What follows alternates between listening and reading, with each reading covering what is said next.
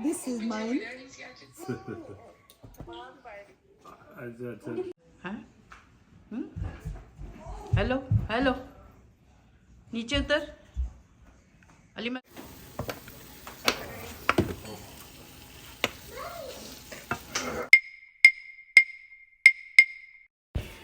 अस्सलाम वालेकुम, कैसे हैं जी आप सब? उम्मीद है आप खैरियत से होंगे। मैं भी ठीक हूँ जी।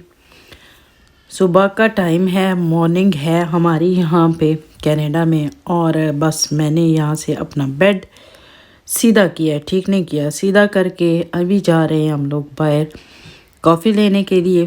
और मैं और मेरे हस्बैंड जा रहे हैं। मौसम अच्छा हो तो फिर हम जो है ना वो निकल ही आते हैं। तो हम लोग जो है ना वो जा रहे हैं कॉफ़ी लेने के लिए। और साथ आप वेदर भी देखें जी, काफ़ी अच्छा है। लेकिन ये है कि आज मैं जब वीडियो अपलोड कर रही हूँ तो आज यहाँ पे काफ़ी ज़्यादा स्नो हुई है। और मेरी कुछ तबीयत ठीक नहीं है जिसकी वजह से मैं वीडियो जो है ना वो शूट नहीं कर सकी हूँ। तो अच्छा जी, यहाँ पे सबकी अपनी अपनी गाड़ियाँ खड़ी हैं जिसकी वजह से यहाँ पे काफ़ी जो है ना गाड़ियों का रश हो गया। तो अभी ये जो गाड़ी हम लोग लेके जा रहे हैं काफ़ी लेने के लिए, तो वो उसने जो दूसरी है रास्ता ब्लॉक किया हुआ है। तो अभी मैं जाके वहाँ से जिसकी गाड़ी है उसको पट के लेके आई हूँ रूम से कि उठाओ उठो और उठ के अपनी गाड़ी जहाँ से हटाओ ताकि हम लोग काफ़ी लेके आएँ। तो आज का ब्लॉग भी बहुत ज़बरदस्त है, ज़रूर देखिएगा। लाइक सब्सक्राइब और शेयर भी ज़रूर किया करें। और उसके अलावा ये है कि आज जो है ना वो मुझसे 3-4 दफ़ा जो है ना इसी बारे में बात की गई थी कि आप यहाँ का जो इस घर का बेसमेंट है उसके बारे में हमें थोड़ा सा बताएं कि उसका रास्ता जो बाहर से आता है, जो रेंट पे दिया है, वो किस तरह का है। तो मैं कोशिश करूँगी कि आज आपको थोड़ा सा इसका व्यू भी कराऊँ। और बहुत ज़रूरी बात भी आपके साथ शेयर करनी थी और आपसे राय भी लेनी थी। तो ज़रूर आपने वीडियो को एंड तक देखना है।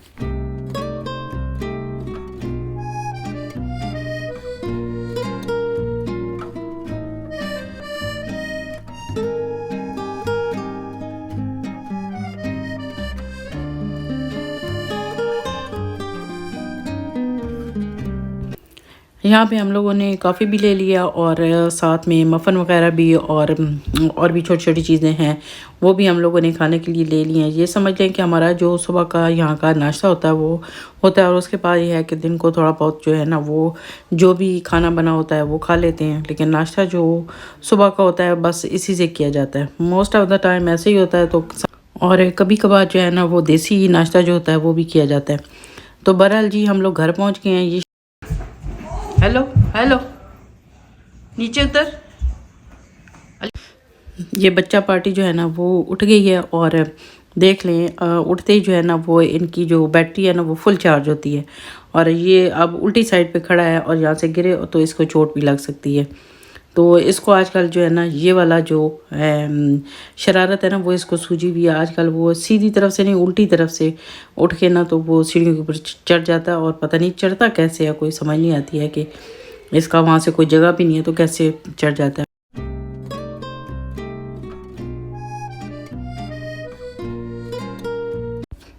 अच्छा जी, काफ़ी पकड़ा के मैं वापस आ गई हूँ और अब आपको दिखाने लगी हूँ जी। ये है जी घर का मेन एरिया जिसको कह सकते हैं आप। इनका गैराज है यहाँ पे। ये तीनों गाड़ियाँ अगर वेदर आपका ठीक नहीं है आप अंदर भी खड़ी कर सकते हैं। आपको गैराज में दिखा चुकी हूँ। ये घर की लेफ़्ट साइड है और यहाँ से अगर आप आगे जाएँ तो आपको जो ये डोर नज़र आ रही है वाइट वाली, ये जाती है बेसमेंट में। तो इस तरह से जो बेसमेंट में स्टूडेंट रहते हैं या जो इन्होंने घर बेसमेंट इन्होंने रेंट पे दिया हुआ है, ये उनका डोर है। तो यहाँ से घर का उनके साथ या घर वालों का इनके साथ कोई जो है ना वो कनेक्शन नहीं है। इन्हें किसी किस्म की कोई प्रॉब्लम नहीं है। ये जो एरिया है ये वाला इनका जो अंदर इनकी लॉन्ड्री है उधर से खुलता है। और बाहर इनके इन्होंने सारे जितने भी जो गार्बेज के जितने भी ये बॉक्सेस हैं रखे हुए हैं जो कि मुश्तरका तौर पे ये यूज़ करते हैं। यानी कि जो यहाँ पे स्टूडेंट हैं या जो यहाँ पे रेंट पे रहते हैं वो भी अपना जो भी गार्बेज होता है वो यहाँ पे ला के रखते हैं और ये घर वाले ख़ुद भी यहाँ पे रखते हैं। आगे आएँ तो इनका यहाँ डोर लगा हुआ है जिससे ये पीछे गार्डन है। क्योंकि इस घर का गार्डन मैंने आपको पहले नहीं दिखाया था क्योंकि वेदर काफ़ी ज़्यादा ख़राब था। तो जिसकी वजह से फिर ये है बहुत ज़्यादा ठंड थी तो मैं आपको बाहर इनका गार्डन नहीं दिखा सकी। अब यहाँ पे बाहर खड़े होके मैं इसकी वीडियो बना रही थी, लेकिन गेट खोल के यहाँ से मैं अंदर आई हूँ, क्योंकि गेट जो है वो लॉक अगर आप करना चाहें तो कर सकते हैं, अदरवाइज़ ये है कि यहाँ पे जस्ट आप उसका जो लॉक है वो खोलते हैं तो आराम से आप गार्डन में इस साइड से भी आ सकते हैं। ये एक साइड है और राइट साइड से भी इनका इसी तरह से गार्डन का गेट है, जिससे आप जो है वो अंदर एंटर हो सकते हैं।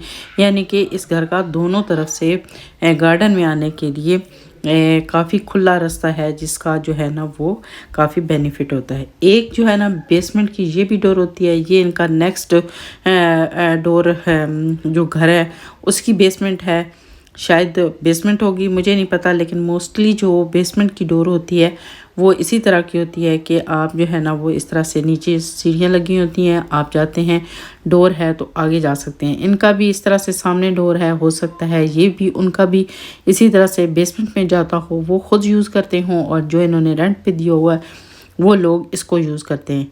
तो यहाँ से जब जाते हैं आगे तो आपको आगे जो इनका फ्रंट का एरिया है वो नज़र आता है, और इसके राइट साइड पे इसी तरह से आपको दूसरा जो यहाँ से इनका रास्ता गार्डन को जाता है वो भी आपको नज़र आ रहा होगा।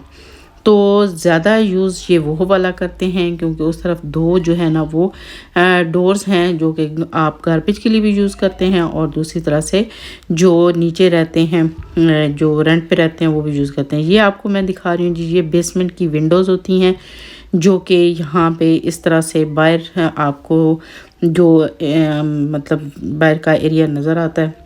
और ये इनकी दूसरी डोर है, यहाँ से भी एक छोटा सा गेट लगा हुआ है, इसको भी आप अगर इस्तेमाल करना चाहें तो कर सकते हैं। तो ये आपको बेसमेंट की जो नीचे की विंडो हैं वो आपको नज़र आ रही होंगी। नीचे जब मैंने अमीर का बेसमेंट आपको दिखाया था तो नीचे जो विंडोज़ थी वो मैंने आपको दिखाई थी, उससे आपको बाहर जो है वो नज़र आता है। तो इससे आपको अंदाज़ा हो गया होगा कि बेसमेंट का जो सिस्टम है वो किस तरह का होता है। ये बहुत दफ़ा मुझसे जो है वो कमेंट में पूछा गया था कि क्या जो बेसमेंट में रहते हैं वो इस डोर को, जो मेन डोर होता है घर का, उसको यूज़ करते हैं या उनका कौन सा रास्ता होता है जिससे वो आते जाते हैं। तो जी ये घर का मेन डोर है। साथ जो है ना आप मेरा व्लॉग भी देख रहे हैं और देख रहे होंगे कि आज हम लोग क्या कर रहे हैं। अच्छा, साथ एक और चीज़ भी मैं क्लियर करती जाऊं, क्योंकि पिछली जो वीडियो थी उसमें भी मैंने आपको एक घर का विज़िट करवाया था, और उससे पहले एक जो बेसमेंट था उसका भी मैंने विज़िट कराया था, लेकिन मैंने आपको उसका रेंट नहीं बताया था। आज मैं आपको बताती हूँ कि इनका रेंट क्या है। इनके घर के जो है बेसमेंट है उसको अगर देखें तो वो 2 बेडरूम है, और उसके अलावा अगर स्टूडेंट ये इस तरह से बेसमेंट वगैरह अगर रेंट पे लेते हैं तो वो आपस में शेयर करते हैं, और 2 भी रह सकते हैं, 3 भी रह सकते हैं, 4 भी रह सकते हैं, लेकिन मैक्सिमम एक बंदा जो होता है वो $400 जो है वो पे करता है। और जितने भी यहाँ पे जो लोग हैं, अगर कोई फैमिली रहती है तो उस हिसाब से फिर उनका रेंट अलग से होता है। यानी कि ये 1800 का इनका जो अभी बेसमेंट है वो $1800 का जो रेंट है वो उस पे लगा हुआ है। तो उसमें यूटिलिटी भी और ये जिस तरह से बिजली और गैस का जो जितना भी बिल होता है वो उसमें ऐड होता है, आपको जस्ट जो है वो रेंट पे करना पड़ता है। तो इस हिसाब से जो बेसमेंट होता है वो थोड़ा सा वर्थेबल होता है कि आप किसी भी कंट्री में जाते हैं तो आपके जितने भी अखराजात हो सकता है वो अगर आप कम करना चाहें तो इस तरह से अगर आपको ये घर जो है वो रेंट पे लेते हैं तो आपको इस तरह से इसका काफ़ी ज़्यादा बेनिफिट होता है। उसके अलावा जो मैंने दूसरा घर आपको दिखाया था, बहुत से नीचे कमेंट्स भी आए तो उनमें उन्होंने अपना जो मेंशन किया है कि ये इसका रेंट ये हो सकता है, ये हो सकता है, ये हो सकता है। तो उसका रेंट जो है $2600 है जी, और विदाउट जो है ना वो यूटिलिटी, यानी कि आपको जितना भी बिजली का, गैस का और पानी का जो भी बिल है वो तमाम जो है ना वो सारा कुछ आपको ख़ुद पे करना होगा। और उसके अलावा ये है कि बाहर जितना भी आपको जो इसका वेदर के हिसाब से जो एरिया वगैरह है वो भी ख़ुद ही आपको साफ़ करना पड़ता है। तो इस हिसाब से अगर आप देखें तो यहाँ पे जो घरों के रेंट हैं वो काफ़ी ज़्यादा हैं, लेकिन बेसमेंट ये है कि अगर आप फैमिली के हिसाब से आ रहे हैं तब भी आपको बेसमेंट जो है ना वो न्यू कमर के लिए सूटेबल है, और वैसे भी अगर स्टूडेंट आ रहे हैं तो उनके लिए तो काफ़ी जो है ना वो अच्छा इसलिए हो जाता है क्योंकि सम टाइम जो स्टूडेंट होते हैं वो आपस में शेयर भी कर लेते हैं, तो इस हिसाब से इनके रेंट इस तरह से हैं। कि ये पाकिस्तान से मेरी सिस्टर का जो सामान है, थोड़े कपड़े वगैरह हैं, वहाँ से आए हैं, पार्सल आया है इनका, तो यहाँ पे खोल के आपको दिखा रही हैं।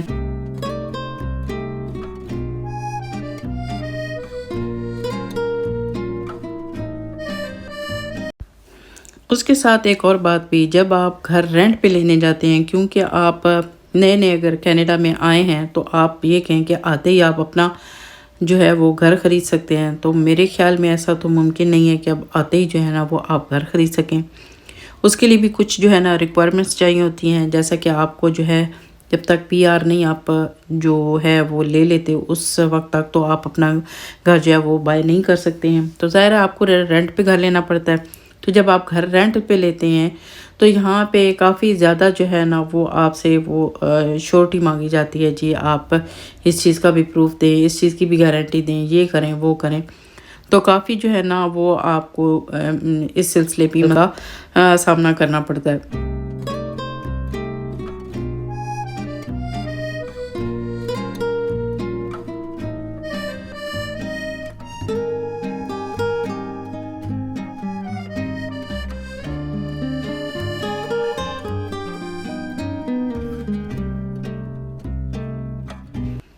इन सारी चीज़ों को देखते हुए फिर हम लोग अब ये सोच रहे हैं कि हम लोगों ने, एक तो ये हमारे ज़हन में आता है कि हम लोगों ने यहाँ आके बहुत बड़ी गलती कर दी है, हमें यहाँ पे नहीं आना चाहिए था, और उसके अलावा अब साथ ये भी सोच रहे हैं कि क्या हमें जो है ना वापस चले जाना चाहिए। इन सारी चीज़ों को अगर हम मद्देनज़र रखें तो फिर तो काफ़ी जो है ना वो मुश्किलात हैं। तो अब ये मैं आपको बात बताना चाहती हूँ कि आप लोग जो है ना पहले तो मुझे ये राय दें कि हमें जो है ना वो क्या करना चाहिए, ठीक है। हमें यहाँ पे आए हुए तकरीबन 2.5 महीने हो गए हैं यहाँ पे, तो उस हिसाब से आप क्या कहते हैं कि हम लोगों ने अपना वक्त ज़ाया कर दिया है, हमें क्या करना चाहिए, हमारे लिए बेस्ट ऑप्शन क्या है। बच्चे हैं, उन्होंने स्कूल जाना है, ये वो आगे पीछे ये सारी बातें अगर हम ज़हन में रखें तो फिर हमें क्या करना चाहिए। हम लोग तो सोच रहे हैं कि मेरे ख्याल में हमें बेहतर यही है कि हमें वापस चले जाना चाहिए, क्योंकि हम लोग वहाँ पे सेटल थे। जैसा कि हम लोग वहाँ पे सारी चीज़ों को ख़त्म करके वापस आए हैं, तो वापस जाएंगे तो मेरे ख्याल में इतने टाइम में हम दोबारा से अपनी जो है ना वो सिलसिला जो है वहीं से शुरू कर सकते हैं, क्योंकि हमारे लिए अभी भी जो है ना वहाँ पे कोई बाकी के जो मामलात हैं वो उसका जो जितना भी अगर देखा जाए तो वो कोई किसी किस्म का कोई वहाँ पे हमारे लिए मसला नहीं होगा।